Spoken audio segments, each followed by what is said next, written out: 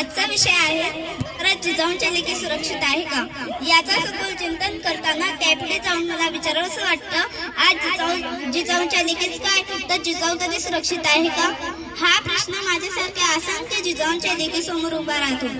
कित्येक जिजाऊंच्या लेकी आज जिजाऊंच्या लेकीच्या गर्भ चाचण्यांच्या बळी पडतात आणि जिजाऊंच्या गर्भात अखेरचा श्वास घेतात.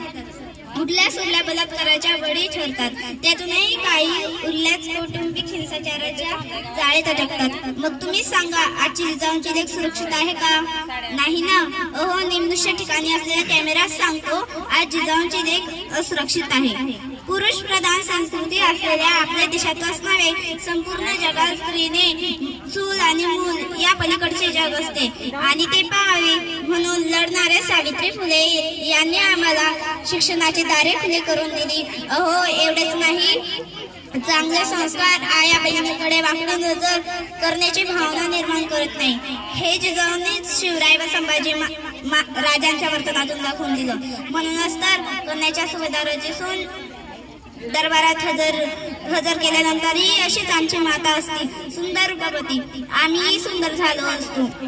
बगले छत्रपती आणि त्याचबरोबर प्रज्ञाशील करुणा हा महामंत्र संपूर्ण जगाला देणारे भारतरत्न डॉक्टर बाबासाहेब आंबेडकर यांना घडविणारी रमाई बाळा पायाला घाण लागू नये म्हणून जपतोस तेवढे मनाला घाण लागू नये म्हणून अशी जप सांगणारी श्यामची आई. अहो, यांनी जगाचे थोर उद्धार करते घडवले. म्हणून माझा ठाम विश्वास आहे, जोपर्यंत या जगामध्ये जिजाई श्यामची आई रमाई होणार नाही तोपर्यंत जिजाऊंच्या लेकी सुरक्षित होऊ शकत नाही. म्हणूनच जिजाऊंच्या लेकी सुरक्षित ठेवायच्या असतील तर टीव्ही वरच्या वाईट मालिका पाहण्यापेक्षा चांगल्या मालिका पाहून आपल्या मुलावरती गर्भसंस्कार करा. त्यातूनच वाढते शिवराय, भीमराव, स्वामी विवेकानंद. हे का सांगावं असं वाटतं? हे कारण की प्रत्येक क्षेत्रात गुंड प्रवृत्तीचे लोक आहेत. म्हणून आज महिला शिकली पण तिच्यावर होणारे अत्याचार कमी झाले नाही, उलट ते वाढतच चालले आहे. जीवनाच्या वाटेवर चालताना ठेच देणारे दगडही तेच आहेत, फास टाकून जाळे तोडणारे बाळादीही तेच आहेत आणि बाजारात जाऊन विकणारे सौदागरही तेच आहेत. फरक कुठेच कळला नाही असला तर तो नावात गावात धर्मात वर्गात आहे. खरं तर दूध देते म्हणून गायला आणि मुलं देते म्हणून आईला नुसतं बांधून ठेवलं. काळ बदलला, इतिहास बदलला, पण पुरुष मात्र रानटीच राहिला. म्हणून कालचे रिंकू पाटील आजची निर्भया बलात्कार प्रकरणाची बळी ठरली. 16 डिसेंबर 2012 मध्ये दिल्लीत चालू बसमध्ये अत्याचार झाले. त्यानंतर उपचार दरम्यान तिचा मृत्यू झाला. तिचे शेवटचे शब्द होते, डॉक्टर मला वाचवा, डॉक्टर मला जगायचं आहे, डॉक्टर मला शिकायचं, डॉक्टर मला वाचवा. आपण म्हणतात ना, आले देवाच्या मनात तिथे कोणाचे झाले ना.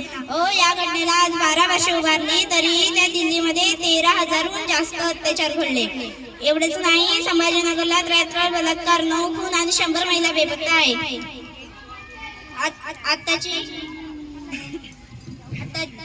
आत्ताची हैदराबाद मध्ये जनतेची सेवा करणाऱ्या डॉक्टरांची अत्याचार करून हत्या केली.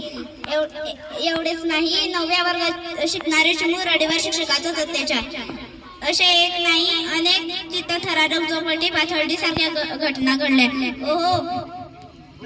ज्यांना देव समजून पूजायला गेलो तेच अत्याचार करायला लागले. आता तुम्हीच सांगा, कुणावर विश्वास ठेवायचे?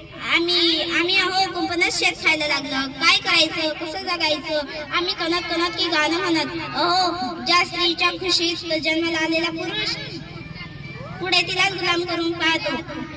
ही मानसिकता कशी थोपवते? याला कुठेतरी स्त्री जबाबदार नाही का? म्हणून अंगभर कपडे घाला, कराटे शिका, स्वतःचे संरक्षण मंत्री स्वतःच व्हा आणि स्त्रीची पूजा करा, कारण स्त्री ही देवता आहे. म्हणून शाळेत प्रशालयातही संस्कार माला सुरू करायला हव्यात असेही मला वाटते. म्हणतात ना, एकमेकांना सहाय्य करू अवघे धरू सुबंत, त्याप्रमाणेच एकमेकांना सहाय्य करू आणि त्या जिजाऊंच्या लेकीवर होणारे अत्याचार थांबवूया.